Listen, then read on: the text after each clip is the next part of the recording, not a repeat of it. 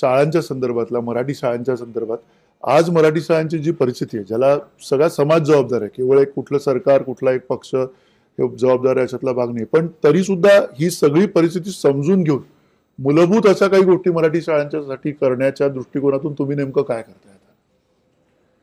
मराठी शाळेच्या विषयामध्ये मला वाटतं की पालक आपल्या मुलांना इंग्रजी शाळेमध्ये पाठवतात हा काही मी त्यांचा दोष समजणार नाही, कारण आज इंग्रजीचं जे प्राबल्य आहे, English is a language of employability, पण त्याचबरोबर जगातले सगळे बाल मानसोपचार तज्ज्ञ ठासून सांगतायत की जर मुलाचं शिक्षण त्याच्या मातृभाषेत झालं तर तो खरं ज्ञान मिळवेल, अदरवाईज तो फक्त पाठांतर करत जातो समजून यायच्या पलीकडे. पण तुम्हाला सगळ्यांना आनंद वाटेल की गेल्या 1.5 वर्षापासून आम्ही प्रगत शैक्षणिक महाराष्ट्र कार्यक्रम जिल्हा परिषद शाळेत राबवतो. या वर्षी 14,000 मुलं ही इंग्रजी माध्यमातून मराठी माध्यमाच्या झेडपी शाळेत आली. आणि ही येण्याचं कारण काय, 2च गोष्टी आम्ही या कार्यक्रमात राबवल्या. एक म्हणजे आम्ही विद्यार्थ्यांना ऍक्टिव्हिटी बेस्ड लर्निंग, त्यामुळे मुलाला ते समजणं, म्हणजे आम्ही साधे प्रयोग शिक्षकांनी केले. गणित शिकवायचं आहे ते ते पुट्ट्याचा राक्षस केला आणि समोर त्याच्या समजा एक भांड्यामध्ये गोट्या खेळण्याच्या असतात त्या ठेवल्या आणि एका मुलाला बोलवलं की यातले तू 12 गोट्या काढ. मग तो मोजतो 1 2 3 4, मग सगळा वर्ग मोजतो. मग दुसऱ्या मुलीला बोलवतो मग तू यातना 8 काढ. मग ती 1 2 अख्खा वर्ग ते मोजतो 8. मुलाला की तू आता या 12 गोट्या राक्षसाच्या उजव्या कानातनं घाल. मग तो पुन्हा 1 2 3 अशा घालतो, ते तोंडातनं बाहेर पडतात. मुलीला की तू डाव्या कानातनं घाल, तिथनं बाहेर पडतात.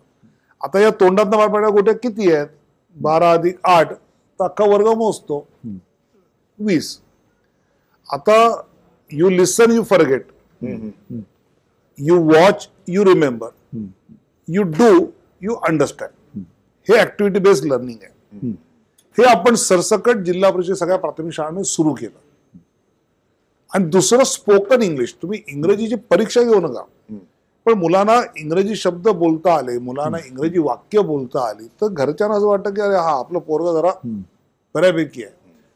त्यामुळे इंग्रजी माध्यमाच्या शाळेत शिकणाऱ्या मुलांच्या पालकांनी पाहिलं की अरे आपल्या मुलापेक्षा हा इंग्रजी बोलतो, आपला मुलगा दुसरीत आणि हाही दुसरी, पण ह्याला गणित जास्त येतं. मग ते पाहिलं आणि म्हणून मग त्यांनी तिकडे असं आपण मराठी शाळा यांना स्ट्रेंथन करण्यासाठी अनुदान अमुक तमुकची काही गरज नाही. तिथलं शिक्षण आणि स्पोकन इंग्लिश या 2 गोष्टी केल्या तर आपण यश मिळवू शकतो. कारण पालकाला हे नक्कीच वाटतं की आपल्या मुलाला इंग्रजी आलं पाहिजे आणि त्यात काही चुकीचंही नाही. कारण सगळ्या नीट सीईटी सगळ्या इंग्रजीमध्ये असतात बऱ्यापैकी, त्यानंतर शिक्षण सगळं इंग्रजीमध्ये असतं, त्यामुळे ते असणं स्वाभाविक आहे.